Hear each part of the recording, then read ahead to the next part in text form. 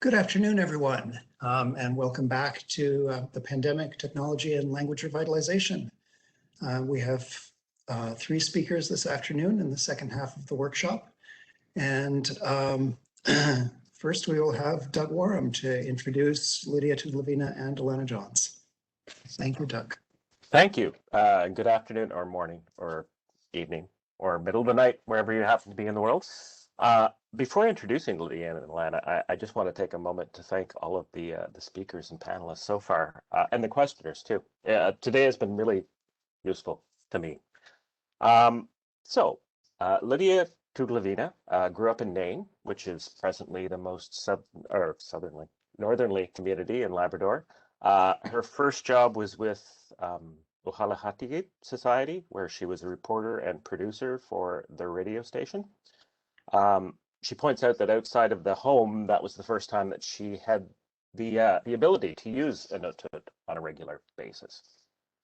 Lydia has volunteered with Anishinaabe Health Toronto, becoming a trainee with them early in the 2000s. More recently, she returned to school, where she received her ABE in 2014. And between working as a Labrador Inuttitut language consultant and a translator and a transcriber, Lydia is now also creating her own art as a Labrador Inuit soapstone jeweler. She is, in short, a very busy person, and we're glad that she was able to join us today. Alana Johns is Alana. She is Professor Emeritus at the University of Toronto, having retired in 2017, because I remember, as she said at the time, Suliat Saluvini, there is much work to be done. She has published widely, principally in the field of morphosyntax, and mainly in the realm of Inuttitut morphosyntax, but also for other languages and also in phonology. For many years, she co-taught alongside speakers of Labrador Inuttitut, various language and linguistics courses in Labrador, and she has worked along with speakers of numerous Inuit dialects on linguistic and language revitalization efforts. I could go on for a long time about Alana. You know, she's the linguist that I've long aspired to be is something like Alana Johns. But let's get to Alana and Lydia, who will be discussing Inuttitut Master-Apprentice style learning with Zoom, little by little. I think it's cool. Over to you. Do we have the thing? The power? I hope so. Shannon, do Lydia and Alana have the power to share the screen? Okay, yes, we do. I think. You see that? Maybe not. Did you see? You didn't see anything? No, it's still just see your camera. Okay.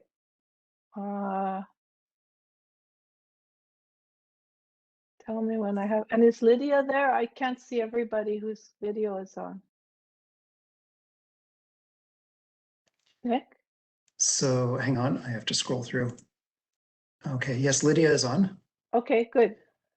Not by video, but she's participating. Oh no, yeah, she was supposed to put her video on. Lydia, can you turn on your video?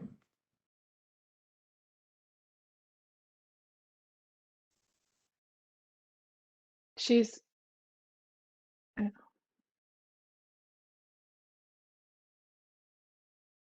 Or what about audio? That's the crucial part. Video would be good. I could say some more wonderful things about Alana while we're waiting. Oh. No, I think I hear Lydia. Lydia, are you there?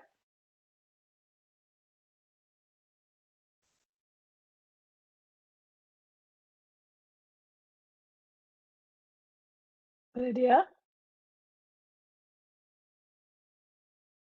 Put on your sound.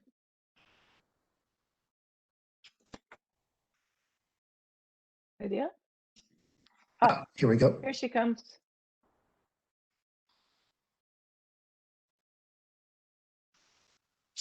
Unmute yourself. Oh, I hear you. I hear you now. something going on with it. Yeah, no, I Oh, hear you, here Lydia. I'm on the Good. microphone, but I don't see a video. Well, It doesn't show that I'm on a video. you just I keep don't want to keep scroll them. through the next page, except that Do you want me? I'll just mhm. start the speech. I'll start the Should we talk, share and then yet? you can figure out your video during the talk. But long as we can hear you for your part. Do I have the PowerPoint control? I'll try again. You guys see that? No. I don't see. Okay, let me go to the next page. Do I have the ball? I know that's You have the ball. So at the Oh. bottom, it should say share. Oh, it's a sharing. I forgot. Sorry. That's okay. Been a while. Okay. Thank you, Shannon. Gee, there we are. Okay. Okay, Oh, and there's here. Lydia. We're all together. Okay. Volume is very low. Okay.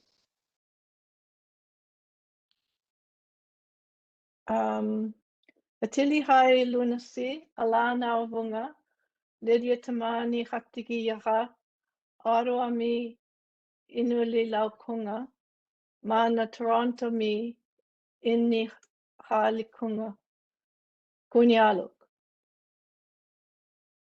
Sulia ha Gunai Hunga, Itu Suti Ta Hata Ligama. Greetings, everyone. My name is Alana. Lydia is here with me. I was born in Ottawa, and I've been living in Toronto for a long time. I'm no longer working because I'm older now.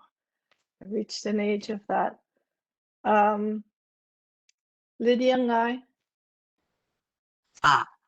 Adili hai ilunasi, Lydia ang bunga Alana sulea hatigi hatayaka. Nain Labrador remiung bunga, Inuttitut kunga. Happy Valley Goose Baby ini halikunga akunialu.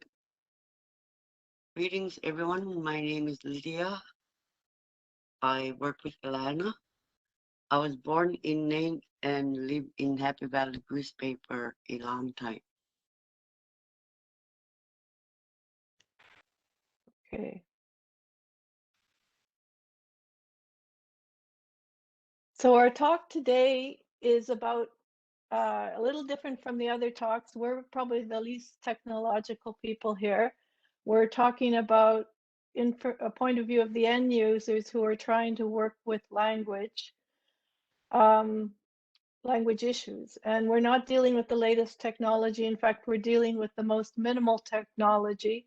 This is a common reality, not only for older fluent speakers, but also with language learners as well. No laptops, limited internet access.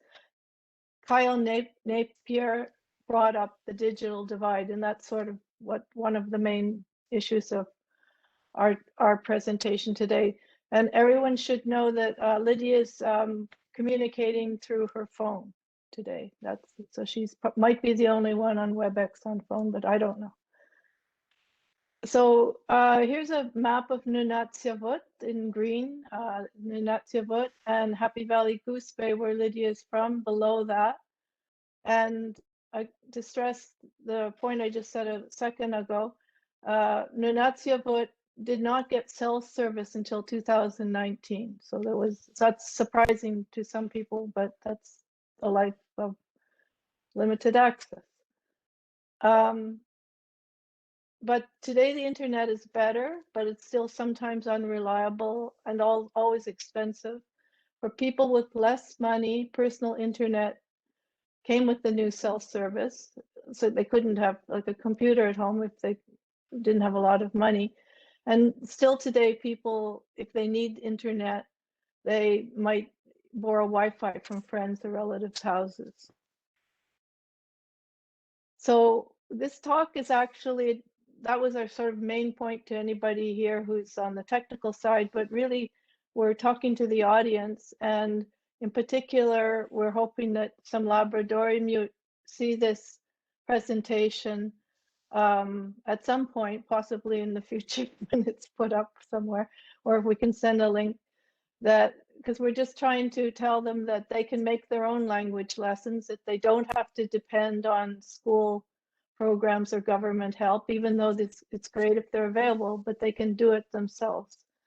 So this is just something that is behind our purpose of our talk. So we're not reporting on a community project. Instead, we're talking about a personal teaching experience between Lydia and myself, one which has been going off and on for over 20 years. So we believe that talking about our use of this method will be interesting to some of the audience, and especially our switch to Zoom on the phone. And here we have to thank Susanna Behar, who's been working with us and who made that suggestion. The method we're using is a type of Master-Apprentice. Now, this isn't a new topic to most of the people who are on the panel and are presenting here today, but to some of the audience, it might be a little new. So it's a method that the main proponent is Professor Leanne Hinton, who outlined a practical method of learning a language without a lot of art, teaching, training, and materials. So this is a very useful book, How to Keep Your Language Alive, and in it, the method is outlined.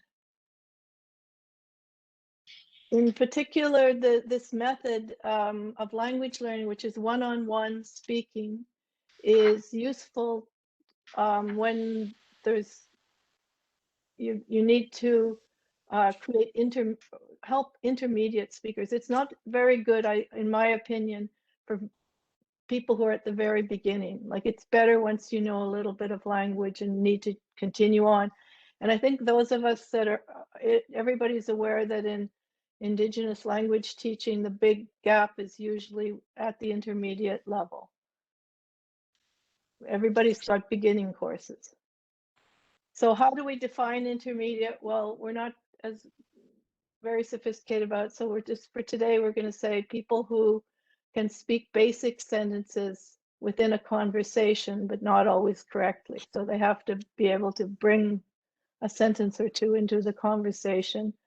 And these people need to practice. They have knowledge, but they need to practice speaking with fluent speakers and using it in an everyday purpose.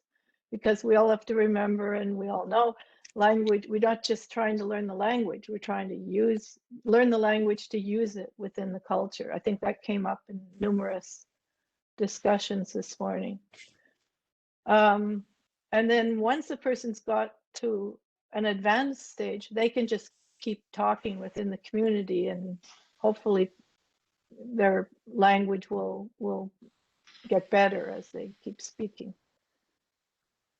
So the take-home message for the learners, and this is, might be, we hope will reach somebody, is anyone can do what Lydia and I have been doing for the past 20 years. We don't do it very often. You really should do it more often than we do it, but we're just trying to give this information. So you first need to be able to speak basic sentences. You need a fluent speaker who's willing. You need to make time. And you need a particular length of time where you don't use English at all, no matter what. So you need it can be 10 minutes, an hour, whatever you can do. Probably start small and work it up. And there's lots of tips for people in the literature on how to make it more fun. Now, some places it uses, the Inuttitut government already has a Master-Apprentice program that goes on across the communities. It began in 2016. They have pairs that work together approximately 20 hours a week. Both master and apprentice are paid. First Peoples in Cultural Council, they have funding for Mentor-Apprentice program, 300 hours a year. And again, both sides are paid. But you can do this on your own, even without those organizations. Say you don't get into them. You can still work out some sort of working relationship with someone. And the reason, one of the motivations behind this is somebody once stopped me when Lydia and I were talking in a grocery store, and they said, "Oh, I wish I could have lessons like that." And I was thinking, but you live there. You can do this anytime you could start this. So I was sort of surprised that they thought this was something special, but we had just made this arrangement between each other. So anyone can do this. You don't need anybody in charge. You need to read up a bit. You need to find a speaker who will work with you. You need to pay them or do something for them. The number of hours you can, if you only have it 1 hour a week, it's better than 0. If you can do more, that's great. We were only doing it like once or twice a year. Lately, we've been doing it 1 hour a week. So the basics, again, an overview of it, the master should be fluent, the learner should be beyond beginner, and there should be a certain amount of time, whether it's 10 minutes, like I think right now we go 15, 20, but when I used to be up there with people for a walk or whatever, I could do it for an hour because there's lots of things to talk about, as we'll discuss.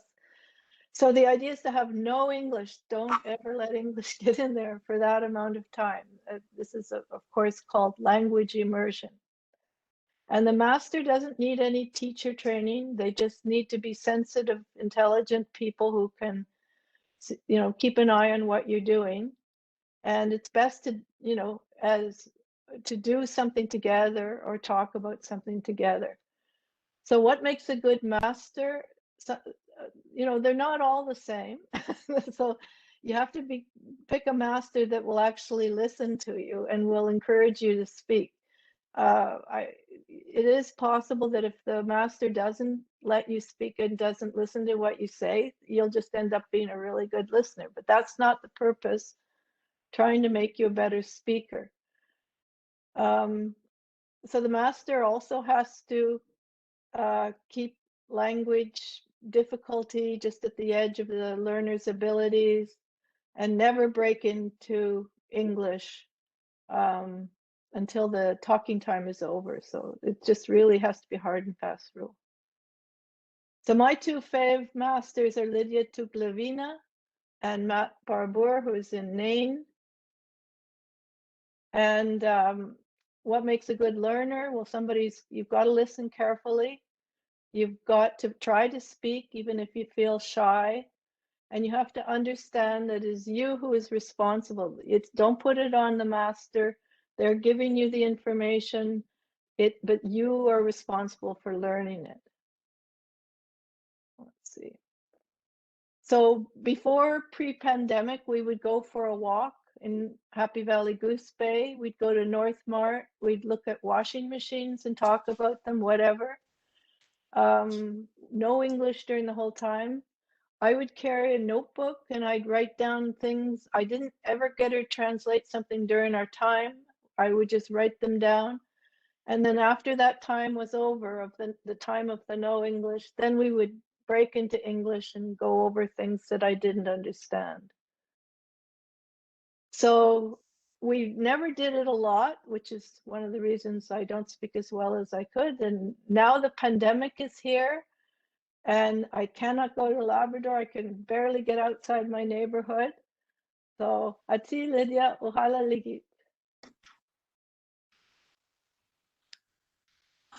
I am a Labrador Inuttitut language consultant for Alana Johns with the University of Toronto for over 20 years.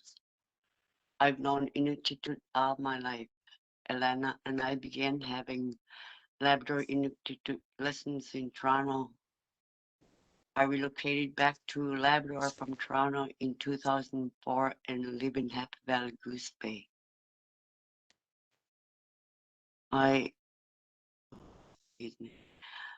At times when Alana passed through Happy Valley Goose Bay on the way to Northern Labrador, we'd meet in town and have our Inuttitut lessons.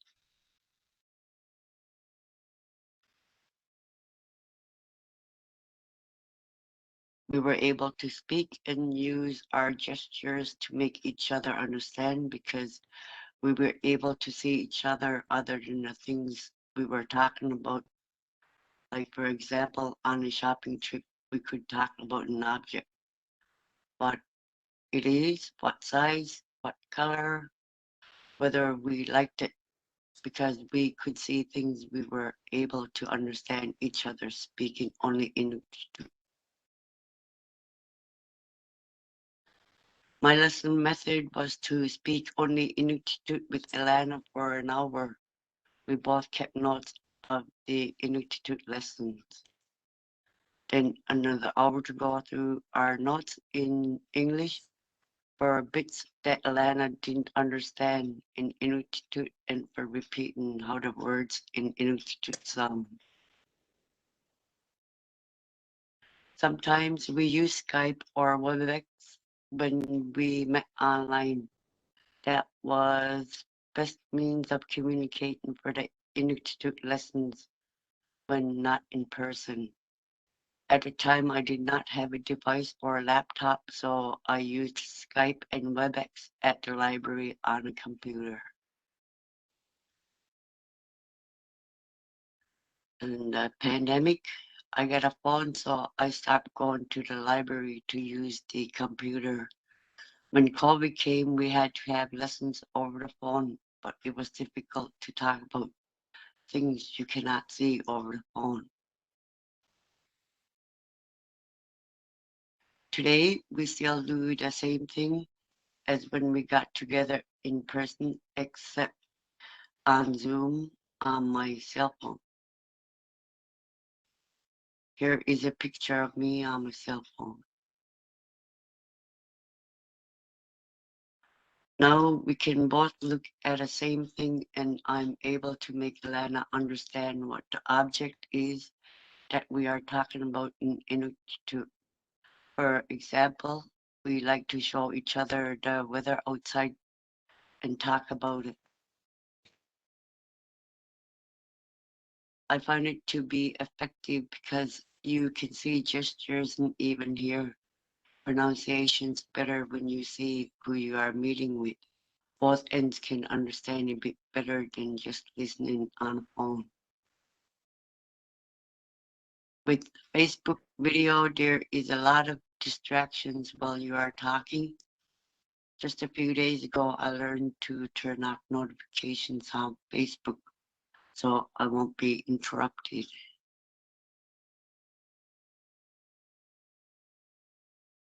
A few weeks ago, I was introduced to a group meeting in Zoom by University of Toronto linguists who are professors and a graduate student. We tried out this practice meeting. It went well. As a user, I was pleased to be able to speak with each person who were in a meeting with me. Then I turned the page over on a little bar with 3 circles, and on the other page there was another Zoom member, which I did not know until I scrolled. Over the years, Alana has learned and improved her Inuttitut skills. Now Alana can respond in Inuttitut according to my experience with her on Inuttitut lessons. Speaking with a fluent Inuttitut speaker even helps me because my friend who is an elder gave me Inuttitut suggestions if I don't understand a word in Inuttitut. I ask him what is the translation of a word. For example, what is how? He replies and tells me it means forehead. Here I am, first time hosting on Zoom.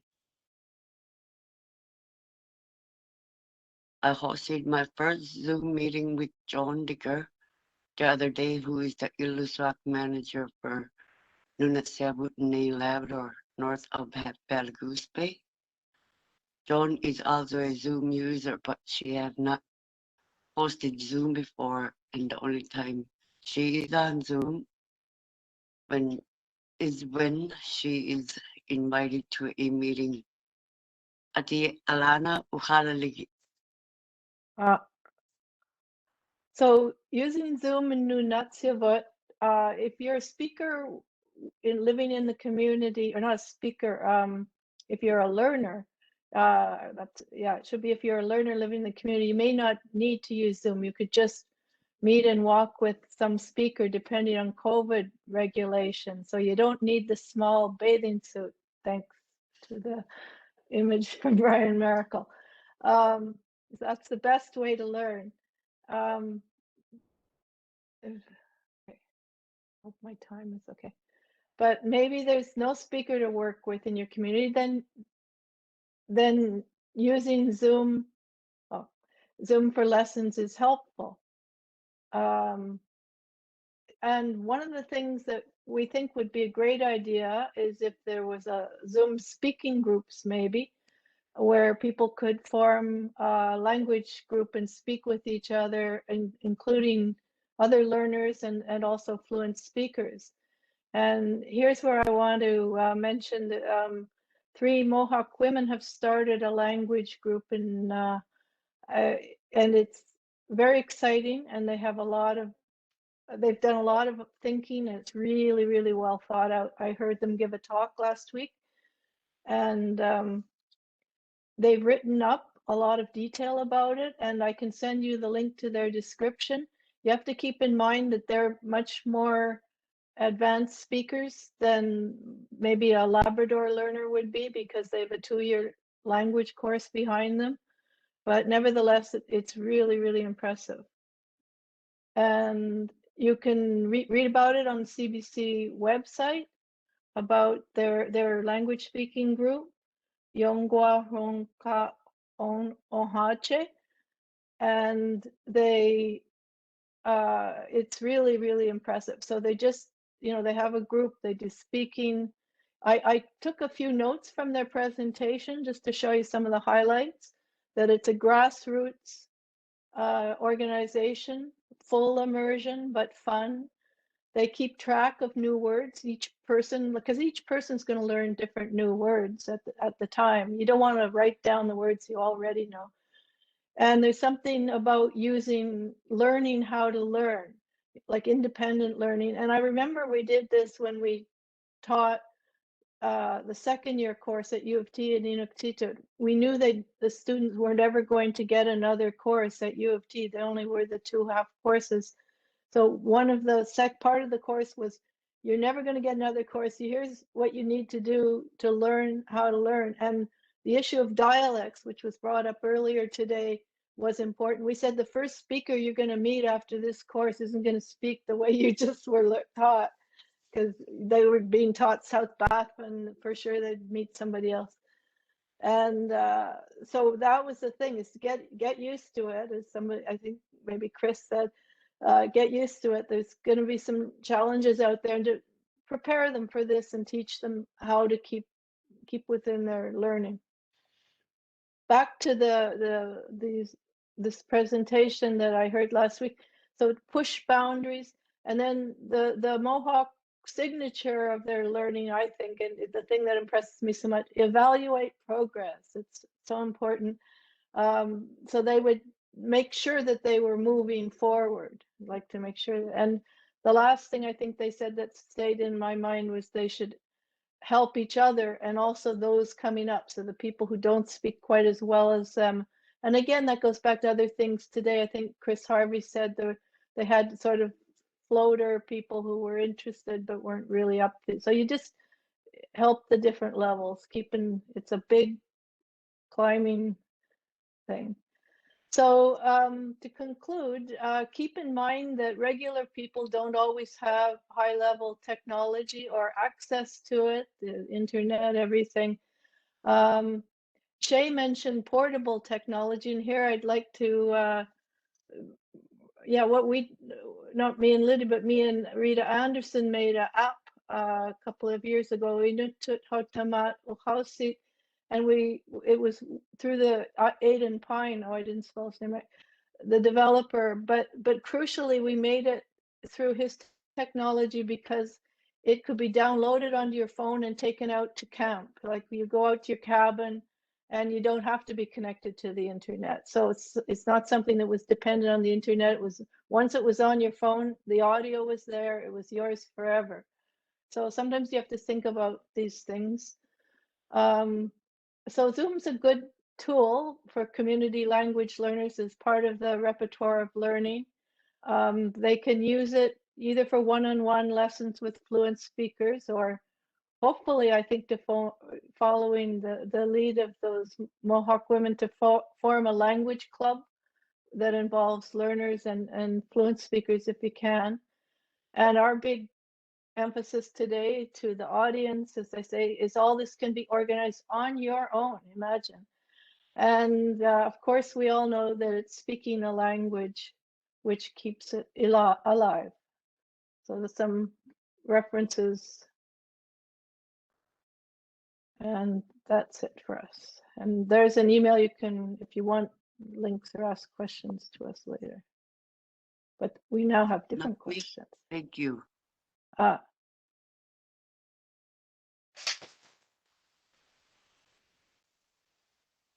Nakbumik, Lydia and Alana.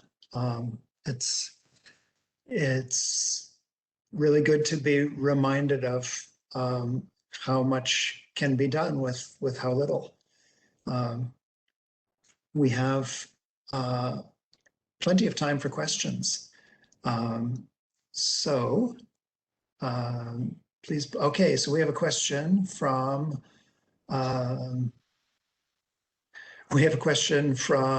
Melita Paul. Hi, can you hear me? Yes. Hi, thanks so much, Nakamik, for that very informative presentation, Lydia and Alana. I work with Inuttitut, and I'm very interested in the work that happened between both of you. And Lydia, I am wondering if you are open to doing this type of learning with other people who are interested in learning Inuttitut outside of the Nunat. The volume is very low, so I cannot hear very good. I get the volume turned up, and I'll try to speak louder. Can you hear me now? no. Can you hear me, Lydia? Oh yes, I can hear Alana. For her. Okay. She's with Inuttitut. Yeah. And she wants to know if you're open to doing this kind of method with other people. Is that right? Yes, it is. Yeah, I am. I am always open to any language related work that I enjoy doing. Yes, if you give me your email address, maybe when the show is over, then or I can inbox you. I would love that. Yes, please. I'm very interested in talking with you and seeing if there's somehow we can work together. Because Inuttitut language, as you know, in our ancestry was lost back in the 1920s. So we're very much trying to introduce. She's saying she's very interested because in the Inuttitut, their language was lost in the 1920s. Okay. Yes, I'd be willing to teach her some Inuttitut lessons. I will inbox you my email address here. Okay. Your name is Melita? Yes, it is Melita Paul. Okay. I'll just send you. Okay, yeah, you can send it and Lydia will get back then. We have another question, I think. And Alana, I just wanted to ask you for a clue up my questions. Was you mentioned the app for the Inuttitut? Yes. What app is there specifically? I know there's one. Okay. It's on You can get it through Google Play or the App Store. It's Inuttitut, or I have to type it in the chat. I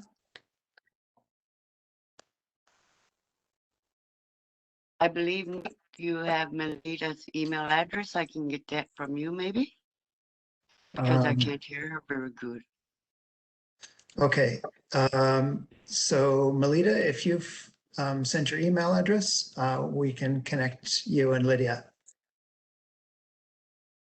Okay. I'll just put it in the chat.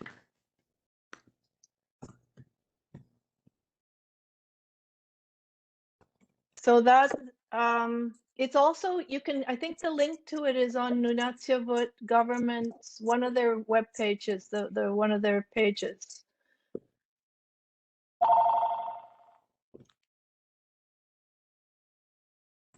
Are you And talking to me? Hmm? Who are you talking to? Oh, I was talking to Melita, and also I see there's another question from Eileen Beaver about more information about, like, Aidan Pine made a lot of dictionary apps. I think he's a little busy now. He's doing a master's in, no, maybe a PhD in linguistics at University of Edinburgh. And let's see, I'd have to get off this page and search to give the link to that. His website, he's got a lot of dictionaries, and then he made this one for Rita Anderson and myself that I think is very useful. It's very simple, like really nothing fancy, but it really has nice, one of the nice things about it is you can save a subset of the words and then make those the words you want to learn that week. And it's got the audio, and like I say, you can take it to the cabin.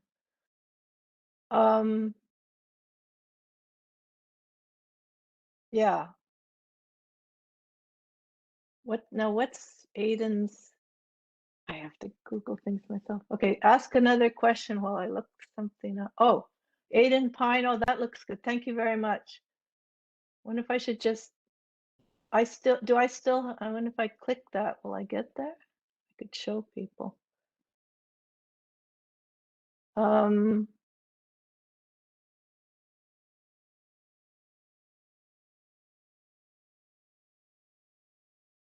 there other questions? Yes, there are a couple of other questions. So there's one from Alex Fire Thunder. Oh, yes. Saying, have you ever seen language communities where various orthographies are used and the younger generation and second language learners tend to use consistent orthography with diacritics, while the elders and native speakers tend to use inconsistent spelling with little or no markings at all? How can such a barrier be broken when learners depend on written materials as well on speaking activities, especially after lessons when they're on their own or self-studying? Wow, that was a lot. I wish I could read it. But It's in the Q&A, which you can read if you. In the Q&A. I haven't even discovered that yet. Oh, okay. Well, certainly we've seen that. In Labrador, there's two writing systems right now. There's the older one and the younger one. Diacritics isn't as big a deal there. But certainly that's an issue that the younger people started learning another one, and the older people never learned the new one. So you've got two generations. It's almost as if you've got a divide between generations when they're using different ones. I don't think I have solutions to this because, as we all know, orthographies are really complicated. I wonder if Louis Jacques still in the audience. He would be someone I would turn to for that. I think, yeah, our inconsistent spelling, the learners well, you can't change the older people, I think, unless there's some that want to. But yes, it's a barrier, exactly the way you've said it. It's a barrier. I don't know. It's a tough one, the language, the writing systems. Inuit are trying to make a writing system they can use across dialects, and that's also tough. So I don't know. I don't think I have anything useful. There probably are other people here who in the audio, like on the speakers, who would have something to say about that. We also have a question from Mikhail Fidias saying, I feel that most of these practices address mainly L2 speakers. How is technology used for language education and generally contact for L1 learners, that is children? In Inuttitut, there's not really L1 learners per se. They have language nest, but I would say that practically speaking, there aren't any L1 children learners, which is the issue that this L2 teaching is addressing, because they still have a lot of L1 people who have learned, like people who've learned it, like Lydia's L1, but they're not getting that at the baby stage. Just they have a couple language nests, and I think they're popular, but I don't think it's being carried into the schools. Again, I think I would appeal to other people. Maybe maybe other people who have L1, I guess, with like in the Innu communities, that's where they have L1 learners as children. But Lydia, you don't know any babies that are learning Inuttitut right now, do you? No, I don't. No. But I know that like L1 learners, they tend to like speak only the easy words that they know, and L2 like myself, like a fluent speaker. Actually, you're the L1 learner. Like it's your first Oh, I'm language. the L1. Yeah, Okay, it's and the okay. L2 is the Yeah. younger ones, right? Yeah. Yeah. Okay. So I am the L1. You're the I'm still L1. learning as I go on, and I learned like Inuttitut since I was like born, I guess. And so the technology would help because you know not everybody writes notes, or they're either on like myself. I write notes. I don't have a laptop. And the thing is, I I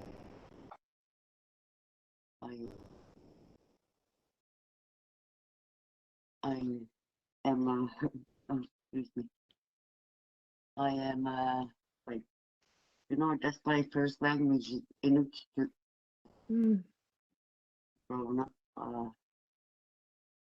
like, that's how I preserve my language. But younger ones, I heard that they only like learn today by like the simple little words in Inuttitut, Mm-hmm. and they seem to be losing the language. Mm-hmm. I like to try to preserve it myself. Mm. Can you hear me? Yeah. Yeah. Okay, so we're about at the end of our time slot here, but there was one more question from Doug Warham. Yeah, Oh, if there's okay. time. Hi, thank you. I'm wondering what form your Master-Apprentice things are taking now. Is it like, I mean, you know, Lydia can't be walking down to the North Mart and looking at No. stuff because, well, she'd have to be wearing a mask, which makes the language stuff all the more difficult. So it's just right now hanging around the house, talking about things in the background. No, we had some good weather in Toronto about 2 months ago. Damn you. And it was so good. And so I was sitting outside and I was showing her stuff in the backyard and we're talking about it, and I show her also stuff out my window, little kids walking by, and then she she says, oh, the one in the red jacket. And but now that the weather is really good, now it's come back the good weather, I could go for a walk with that. Because I have to use the phone too when we do it, because sometimes I cheat and I use the laptop, but I try to use the phone so I can understand what it's like to use Zoom on a phone. I don't know how many people in the audience have used Zoom on a phone. Lydia's an expert at. Oh, you have? Okay. Yes, I have. Okay. Okay. It wouldn't be very interesting talking about the weather here. Silalo, silalo, silalo, silalo. Yeah. Okay. Yeah. Thank you. Okay. Yeah. The important thing, it's yeah. You just have to make it hard to speak English. That's the main thing. Is yeah. just if you Impossible. I can't. should have If you had can't, headphones on myself, but I can't find them, so I can't hear very good. oh, okay. And then Nick is presenting, like I can hear real good. I can hear like when I go to the window. Yeah. The conversation is very low, and besides, there's something that is low because I guess the WebEx. I don't know. Yeah. Mhm. Could it be would that make an extra layer for her to her cell phone? I have a hard time on WebEx without headphones myself. Mhm.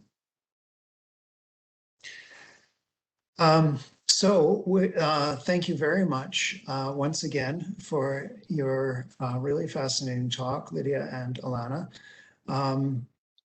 We now have another 5-minute break before the talk by Ryan DeCare on adult acquisition. So everybody, take a break, take a stretch. See you soon. Thank you.